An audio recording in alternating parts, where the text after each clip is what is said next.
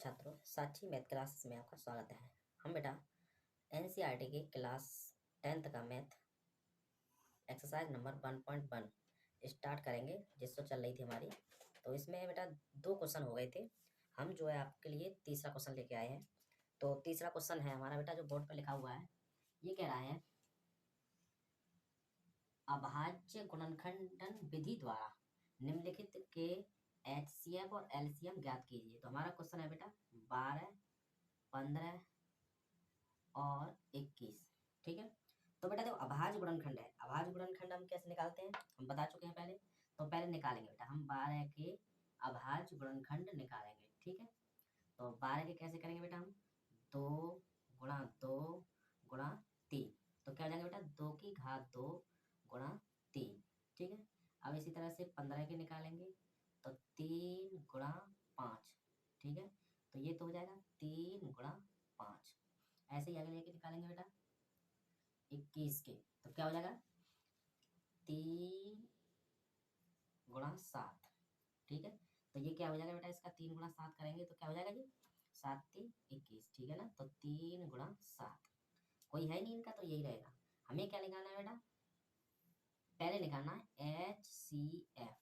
ठीक है।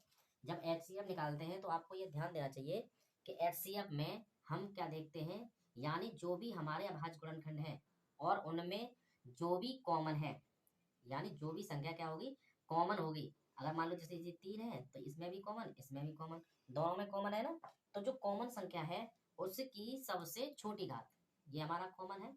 तो क्या करेंगे हम, इसकी सबसे छोटी घात। तो बेटा 3 की सबसे छोटी घात तीनों में कितनी है, 3 की घात 1 ही है सबसे छोटी, क्योंकि वही बनना है।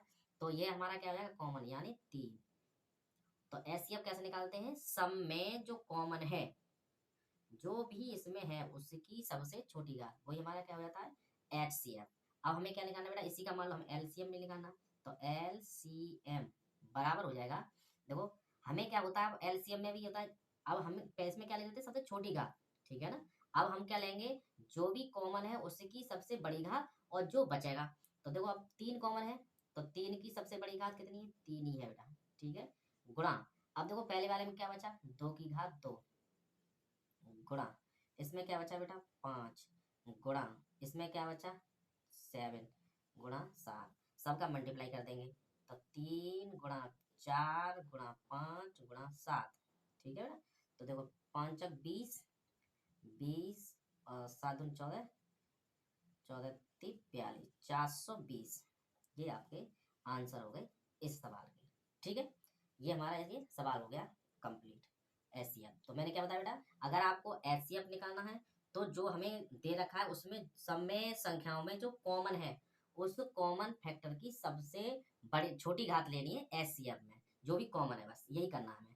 एलसीएम में क्या करना है, जो कॉमन है उसकी सबसे बड़ी घात और जो बचे सभी गुणनखंडों में जो बचे, यार इसमें क्या बचा था, 2 की घात 2, 2 की घात 2 आ गया। इसमें क्या बचा था, 5 5 आ गया।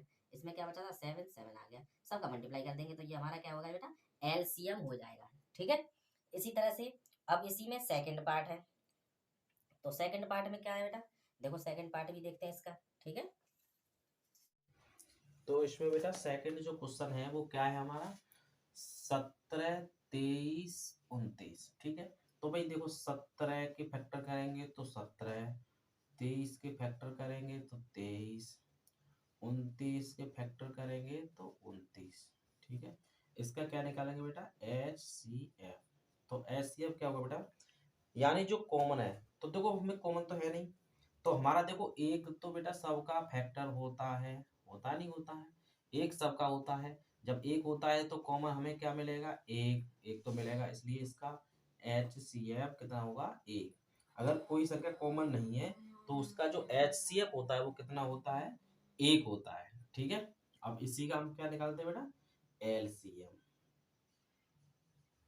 तो एलसीएम निकालेंगे, तो एलसीएम में क्या करते हैं बेटा, जो कॉमन है, तो कॉमन तो एक है, तो एक का मल्टीप्लाई करेंगे तो नहीं लेंगे। तो हमें अब क्या देखना है, जो बचा, तो बचा क्या है बेटा हमारा, देखो पहले में क्या है 17, फिर क्या है बेटा 23, फिर 29। सबका मल्टीप्लाई करो, तो देखो 17 का 23 है, 21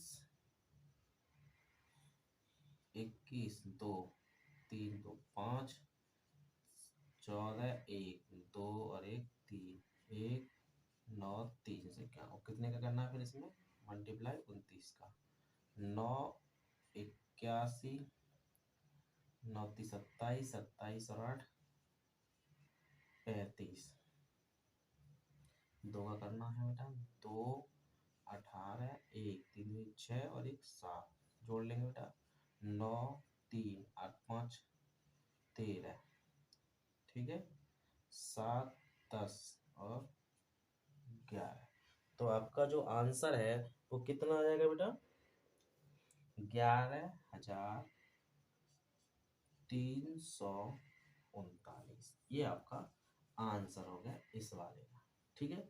अब इसमें थर्ड पार्ट और है बेटा तो थर्ड वाला भी देखेंगे ठीक है। थर्ड वाला करेंगे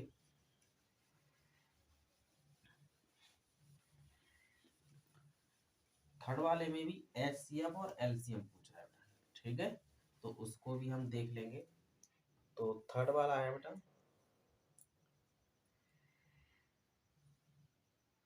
8 9 और 25 का ठीक है बेटा इसी की तरह ही करना है ये भी सेम है बिल्कुल सेम करना है 8 के फैक्टर तो 2 इंटू 2 इंटू 2 यानी 2 की घात 3 9 के 3 गुणा 3 यानी 3 की घात 2 25 तो 5 गुणा 5 कितना होगा बेटा 5 की घात 2 हमें क्या लेना है बेटा फैक्टर हो गए HCF तो HCF मतलब जो सब में क्या हो कॉमन हो तो कॉमन क्या है बेटा कुछ नहीं जब कुछ भी नहीं है कॉमन तो इसका भी क्या हो जाएगा एक हो जाएगा HCF ये इसका आंसर हो गया।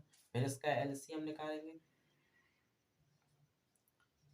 तो LCM में क्या हो जाएगा 3 2 की घात 3 3 की घात 2 5 की घात 2 तो यानी 8 गुणा 9 गुणा 25 करो बेटा 25 अट्ठे 200 200 में 9 का 2 8 9 दूनी 18 यानी 1800 ठीक है ये इसका आंसर है। ऐसे भी और भी क्वेश्चन होंगे वो लगाए अपने लगाते रहे जो भी बुक में दे रखे हैं।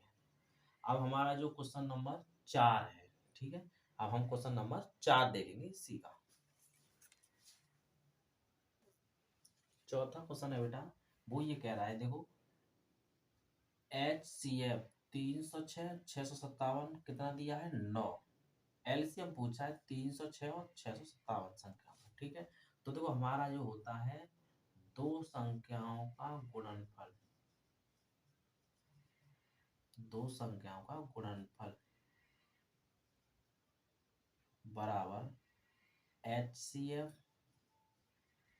इंटू LCM तो दोनों संख्या हमारी कितनी है बेटा एक 306 है और 657 है बराबर कितना आएगा LCM हमें दे रखा है HCF 9 ठीक है 9 गुणा LCM हमें निकालना है तो LCM कितना हो जाएगा बेटा 306 गुणा 657 बटे 9 9 का भाग दे देंगे बेटा इसमें देंगे 9 7 63 ठीक है ना 63 9 3 27 ठीक है तो 306 गुणा 73 मल्टीप्लाई करेंगे बेटा 306 का मल्टीप्लाई 73 से 6 3 18 18 के 18 चौके 0 है 3 2 का 9 7 6 42 7 3 21 18 3 9 3 13 2 2 कितना हो गया बेटा 22,338 ये हमारा क्या हो जाएगा LCM ठीक है बेटा ये हमारा आंसर हो गया। अगर आपको हमारी वीडियो अच्छी लगी हो तो हमारे चैनल को सब्सक्राइब करें एंड वीडियो को लाइक करें वो आगे शेयर भी करते रहें। धन्यवाद।